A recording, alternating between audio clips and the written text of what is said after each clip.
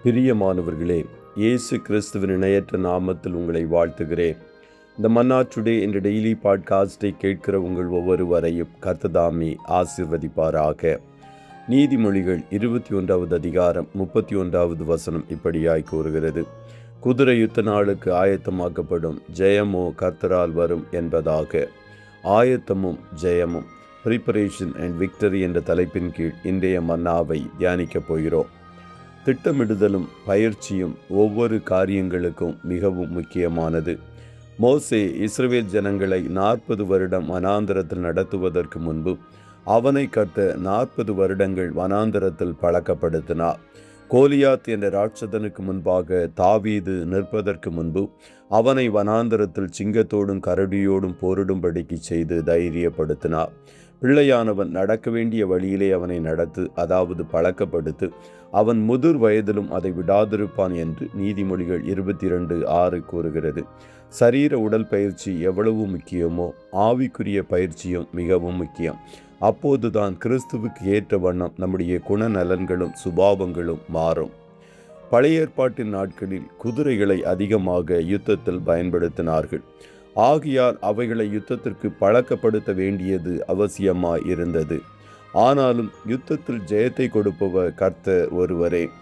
ஆகையால் நம்முடைய நம்பிக்கையை நாம் ஆயத்தமாக்கின குதிரைகளின் மேலும் தளவாடங்கள் மேலும் வைக்காமல் கர்த்தரின் மேல் வைக்க வேண்டும். இதை நன்கு புரிந்து கொண்ட சங்கீதக்காரனாகிய தாவீது சிலர் ரதங்களை குறித்தும் சிலர் குதிரைகளை குறித்தும் மேன்மை பாராட்டுகிறார்கள். நாங்களோ எங்கள் தேவனாகிய கர்த்தருடைய நாமத்தை குறித்தே மேன்மை பாராட்டுவோம் என்று சங்கீதம் 20:7 பாடினான்.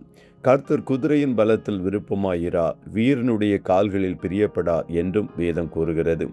கர்த்தருடைய பிள்ளைகளே, ஒவ்வொரு காரியத்திற்கும் பிரயாசப்பட்டு உங்களை ஆயத்தப்படுத்துவது மிகவும் அவசியம். உலக வேலையானாலும் ஊழியத்தின் காரியங்களானாலும் சோம்பேறிகளை கர்த்தர் பயன்படுத்த முடியாது. அதே வேளையில் உங்கள் நம்பிக்கை முழுவதும் கர்த்தரின் பேரில் காணப்பட வேண்டும். நம்முடைய வெற்றி கர்த்தரிடத்திலிருந்து மட்டும் வரும். கிழக்கிலும் மேற்கிலும் வனாந்தர திசையிலும் இருந்து ஜெயம் வராது. தேவனே நியாயாதிபதி, ஒருவனை தாழ்த்தி ஒருவனை உயர்த்துகிறார் என்று சங்கீதம் 75:6-7 கூறுகிறது. யோசேப்பை ராஜாவின் அடுத்த ஸ்தானத்தில் உயர்த்தியதும் 5 ராஜாக்களை சேவித்த தானியேலின் காரியத்தை ஜெயமாக்கியதும் கர்த்தர். ஆகையால் உங்கள் நம்பிக்கை கர்த்தரிடத்தில் காணட்டும். எசேக்கியா ராஜாவை குறித்து இஸ்ரவேலின் தேவனாகிய கர்த்தரின் மேல் வைத்த நம்பிக்கையிலே அவனுக்கு பின்னும் அவனுக்கு முன்னும் இருந்த யூதாவின் ராஜாக்களிலெல்லாம் அவனைப் போல ஒருவனும் இருந்ததில்லை என்று 2 ராஜாக்கள் 18:5 கூறுகிறது. ஆகையால் நீங்கள் உங்களை ஆயத்தப்படுத்தின பின்பு முழுமையுமாய் கர்த்தரை சார்ந்து கொள்ளுங்கள். அப்போது உங்கள் காரியம் ஜெயமாயிருக்கும். கர்த்ததாமே உங்கள் ஒவ்வொருவரையும் ஆசீர்வதிப்பாராக. ஜெபம் செய்வோமா? நல்ல தகப்பனை, உம்மை நன்றியோடு துதிக்கிறோம். இந்த மன்னா டுடே என்ற டெய்லி பாட்காஸ்டை கேட்கிற உம்முடைய பிள்ளைகள் ஒவ்வொருவரையும் கர்த்ததாமே ஆசீர்வதிப்பீராக. அப்பா, நாங்கள் ஒவ்வொரு காரியங்களை செய்வதற்கு முன்பும் ஜெபத்தோடு எங்களை ஆயத்தப்படுத்துவதற்குரிய கிருபைகளை கர்த்தர் நீர் பரத்திலிருந்து தருவீராக. அதுபோல எங்கள் நம்பிக்கை முழுமையுமாய் உம்மேல் காணட்டும். கர்த்தர் மேல் நம்பிக்கை வைத்து கர்த்தரையே தன் நம்பிக்கையாய் கொண்ட மனுஷன் பாக்கியவான் என்று வேதம் கூறுகிறதே. உம்முடைய பிள்ளைகள் உம்மேல் நம்பிக்கை வைத்து பாக்கியவான்களாய் பாக்கியவதிகளாய் மாறுவார்களாக.